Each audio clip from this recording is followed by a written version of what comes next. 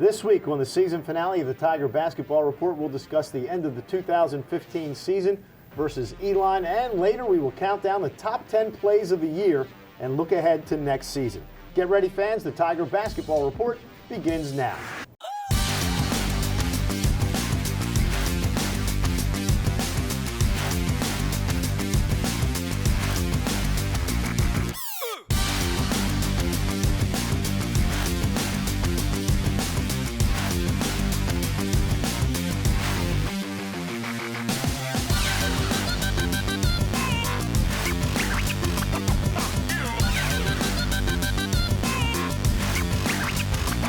Hello, Tiger fans, and welcome to the Towson Sports Network studio for another edition of the Tiger Basketball Report. I'm your host, Spiro Morekas. The Tigers faced Elon in the first game of the CAA Basketball Tournament at Royal Farms Arena in Baltimore, and as was the case all season long, it came right down to the end. The Tigers hit a pair of free throws to send the game into overtime, but the Phoenix knocked down back-to-back threes in the extra period, held on to win 74-69. Let's take a look at the highlights of that ball game against the Phoenix. Hawkins dribbles around to his right. Feeds back left side to Morsell. Morsell dumps it to Parker Rivera in the paint. Slam dunk. Tigers up 7-5. Dribbles to his left. Feeds it in the corner. Morsell will take the three. Rattles around and goes. Mike Morsell with 6 points, and the Tigers have tied it at 10. Sampson feeds right corner. Three-point shot by Colin Luther, who's in the game, a 6'6 freshman from Pittsburgh, and he cans it. Dribbling to his right, going to take it down the lane, stops, feeds it underneath to John Davis, who slams it home. Great pass from McGlynn to Davis, and the Tigers down 18-14. Bryant left side, launches a three, got it. Bryant with 14 first half points, and the Tigers are down 5, 33-28. Gives it to McGlynn. Tigers with a chance to cut it to one or tie it. McGlynn feeds over to Parker Rivera for a three, no good. Rebound, Morsell puts it up and banks it home. He's got 10, Tigers down 1, and a timeout by Matt Matheny. Mike gonna drive, Mike takes it to the basket, lays it up and in, he's got 12. And the Tigers have their first lead since early in the ball game, 34-33. Eddie Keith feeds to Hawkins, wide open for three, and he's got it. Byron Hawkins, 27th three-pointer of the year, and the Tigers have tied it at 39 with 15:35 to go. 10 on the shot clock. Bryant being covered by Keith, who's dribbling backwards. Now tries to start forward. He can't. 5 on the shot clock. Bryant with an NBA three. It's good. Bryant with his 4th three-pointer. He's got 17, and the Tigers are down 2. Dribbles through 2. Out to Luther for a three. Got it, his 3rd. And it's a 5-point Elon lead, 53-48. Tigers with a chance to cut it to one or tie. Morsell over midcourt. Mike gonna drive, spins in the lane, puts it up, banks it home. He's got 18, and the Tigers are down 1, 60-59 with a minute 57 remaining. As the Tigers are down 1, McGlynn, second one on the way, perfect. Tigers are tied at 62, 10 seconds. Backing up, he's about 35 feet from the basket. Dribbles out to the midcourt circle, 5 seconds to the foul line. Jump shot on the way, no good. Rebound grabbed by Parker Rivera, and we are going to overtime. Hamilton gonna drive, feed, right corner. Sampson for three, good. Tanner Sampson just hit his 2nd three of the night. He'll flip it out to Sampson, who gets it up top to Blake, over to Hamilton. NBA three is good. Quickly over midcourt. 4 comes down the left. 4 gonna drive. 4 lays it up. Basket's good, and he's fouled.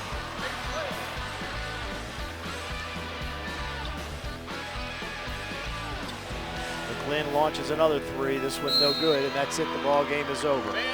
Tigers fall 74-69 in overtime.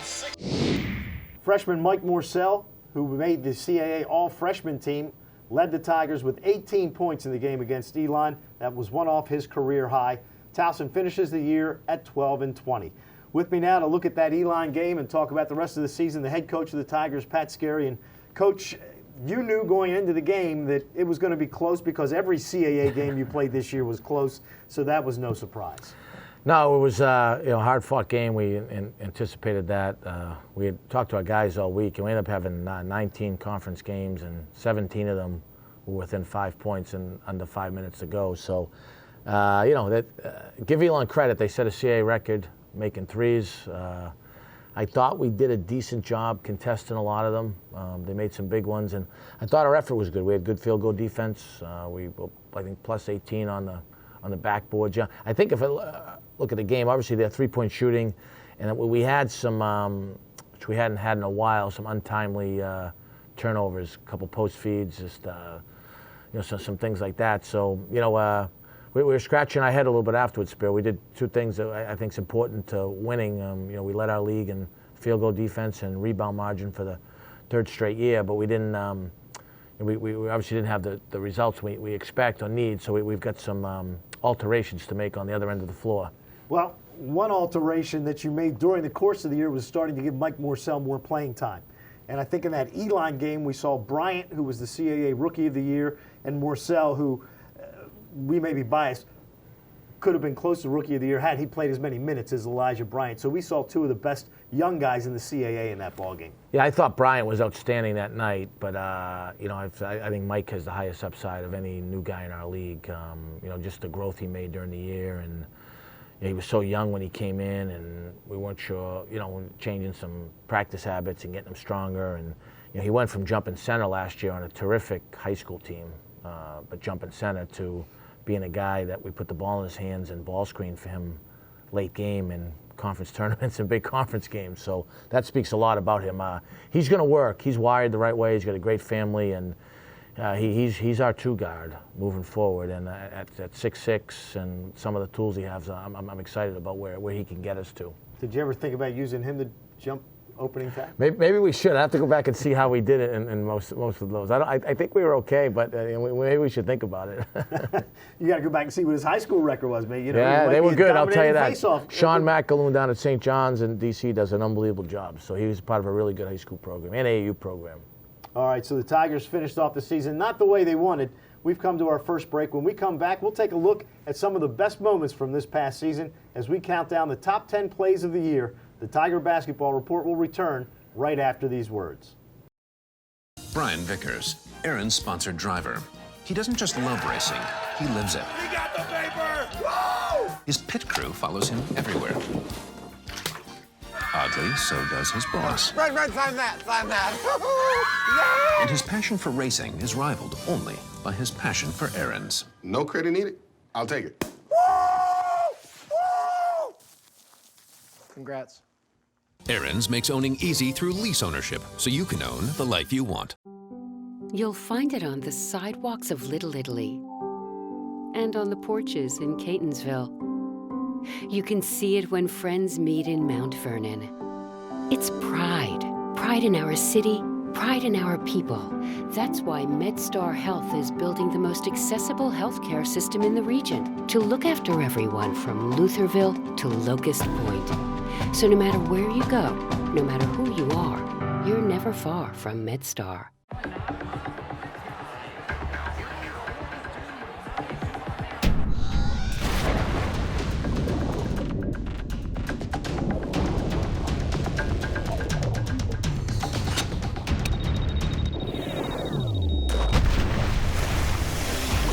When cold refreshment calls, Coors Light answers. Frost brewed Coors Light, the world's most refreshing beer.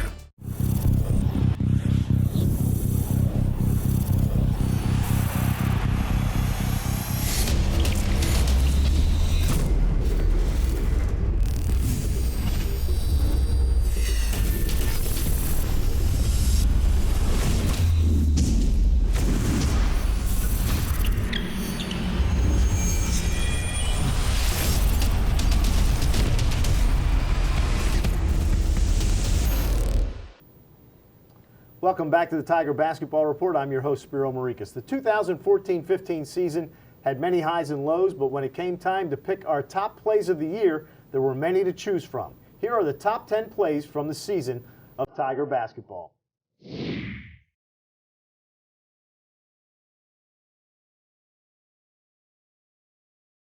Hamilton drives, puts it up, and it's rejected by Walter Foster out of bounds. Stripped from behind and into the hands of Nichols. Nichols going to drive on Hawkins, lays it up, and it's rejected by Foster. Great play by Foster.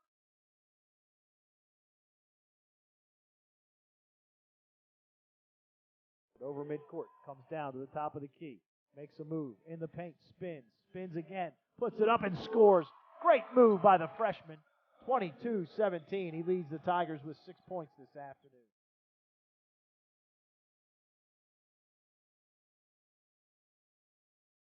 Dishes it out to the right to Keith, and it's intercepted by Sproul. Ahead to Pugh, lays it up, and it's blocked by Ivory. Great way to end the half for the Tigers as Ivory came in and just swatted away what would have been an easy layup by Malik Pugh.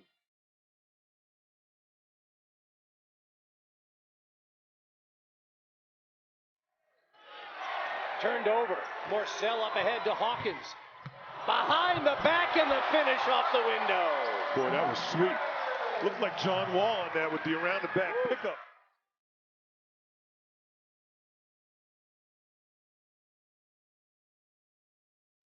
New 35-second shot clock. 4 with a long 3. No. Slam dunk followed by John Davis. And the Tigers have cut it to 2, 74-72. He just surprises the daylights out of you. I mean, you missed that 3, and who's up in the air on the board but the junk man?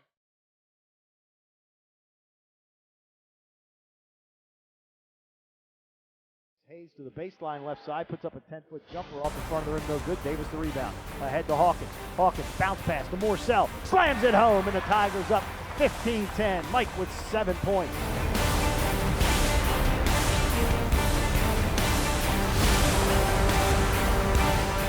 Off the front of the rim, no good. Rebound Davis. 4 seconds left. He passes it to Hawkins. Couldn't handle it cleanly. Starts up the floor. Launches it from midcourt. He makes it! He hits the bucket from midcourt, and the Tigers will take a 27-25 lead.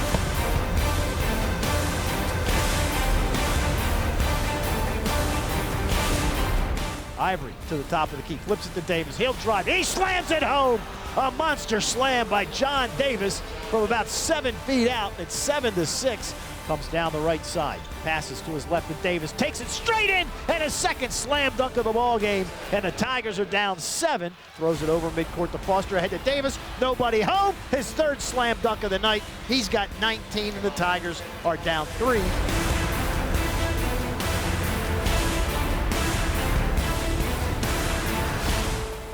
Comes out to the midcourt circle. 12 seconds left. Hawkins with 10 out near midcourt. With 8, gets a screen, drives, gonna take it down the lane, feeds it out. Morcell to the foul line, jump shot is good! With 1.6 seconds left, the Tigers have taken a 53-51 lead. Mike Morcell with a foul line jumper, and the Tigers are 1.6 seconds away from victory.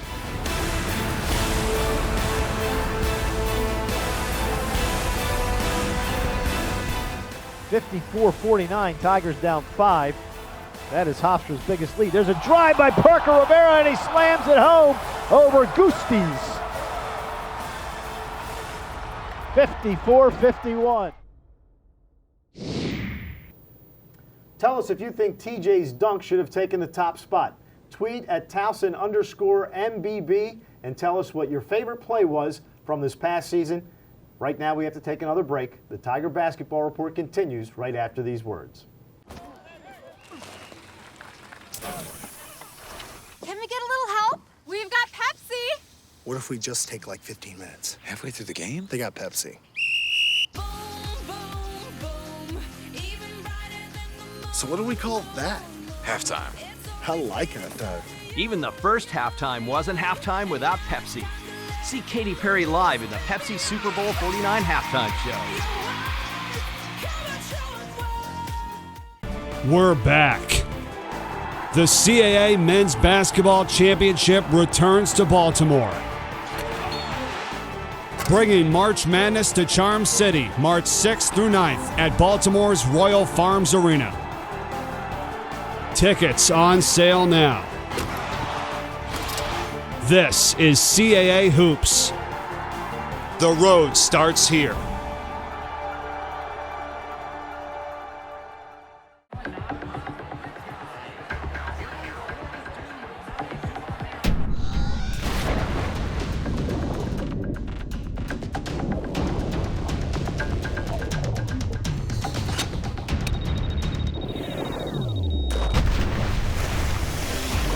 When cold refreshment calls, Coors Light answers.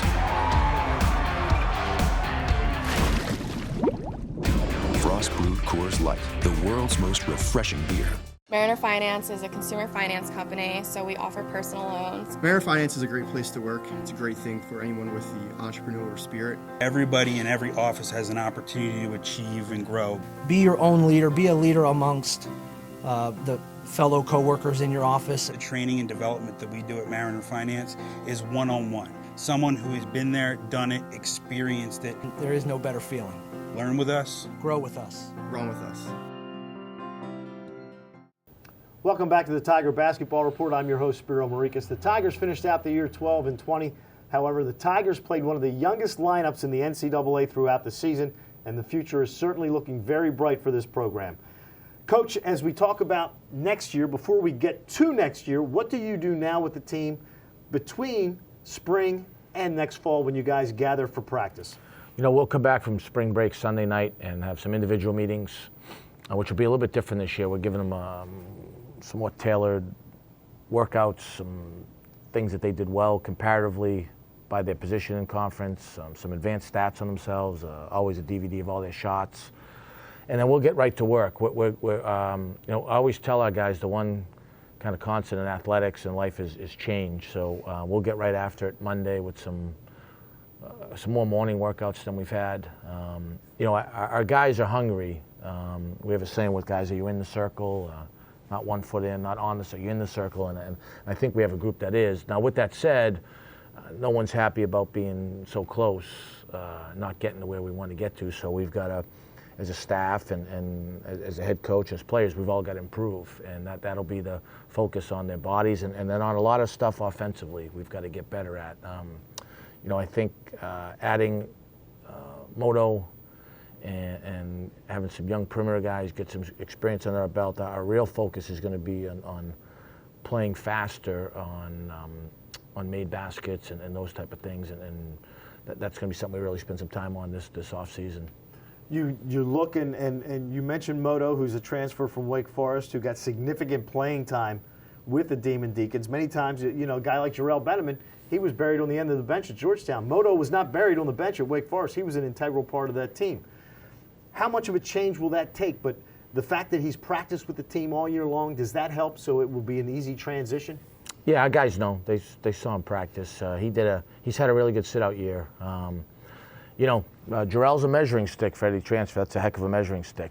Williams worked comparably hard to that, especially proud of his body. He came in here at about 218, and he's 242 when he went home on break. And we did his vertical. He went up 2.5 inches in season, up to just over 37 inches, and he touched 11 feet, 9.5 inches with Coach Fletcher. So he's got some tools, and we're going to, you know, but he's also going to help us with, he's going to help Walton, TJ. It's going to give us some depth there. Johnny, you know, versatility, you know, passing, driving, it's some things that Jarrell could do. And now we've got to really, sometimes the one thing, and McNeil had a good sit-out year too, the last 6 weeks. He's going to be able to get in the mix. The big thing with transfers now is they can't hurt you defensively. Sometimes we had some of those battles with Jarrell initially as well. They sit out, you know, you're not always the focal point defensively. So, but it'll help, and now we got to quickly mesh guys together. I think when you're close, you've got to, your chemistry can't just be good. Now it's got to become great,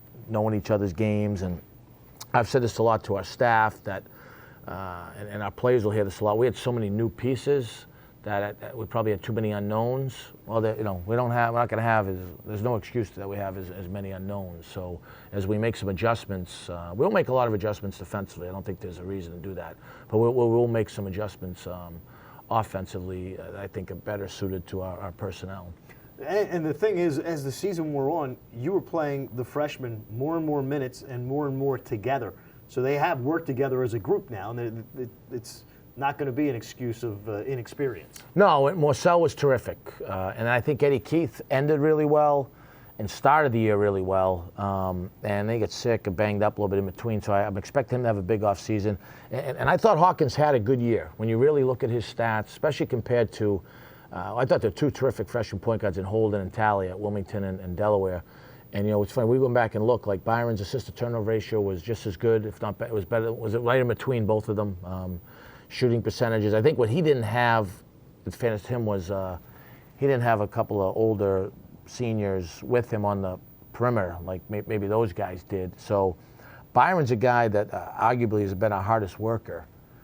Film, shooting, weight room. He's got to get stronger. But I think now, a lot of times he was thrown on an island and sink or swim. So now I think he's hungry for a big off season. Arguably, probably that's going to be the key position for us moving forward. I think he's ready and excited about accepting that challenge. He's as quick as anybody we've had here at Towson in many, many years. Yeah, he is, and that's part of the reason now that he's got some experience. We've got to get the ball. We've got to play at a faster pace offensively on made baskets to I think, play to his strengths too, and some of our other guys. All right, as we look to next season, I know you've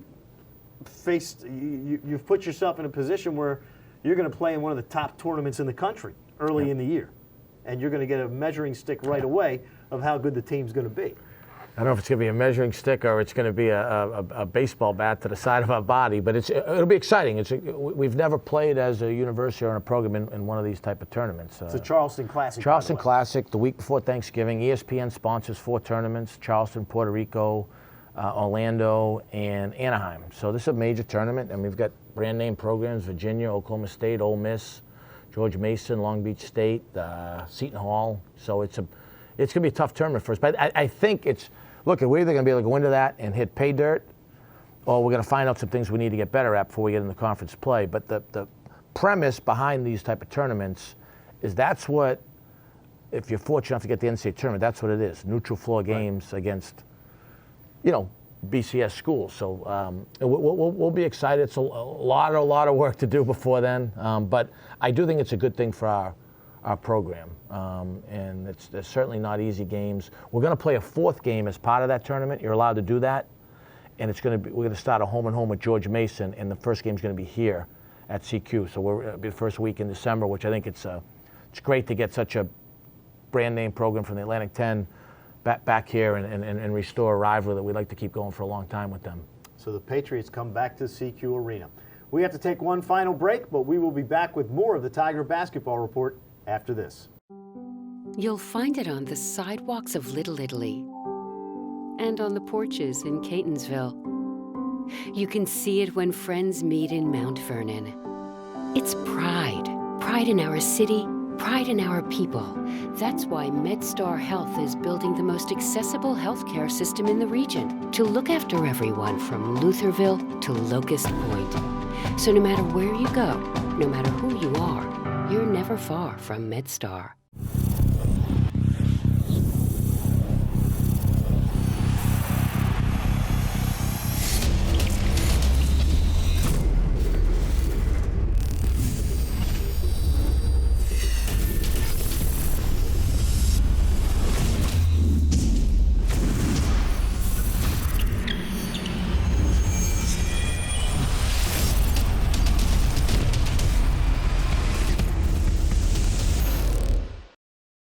Brian Vickers, Aaron's sponsored driver.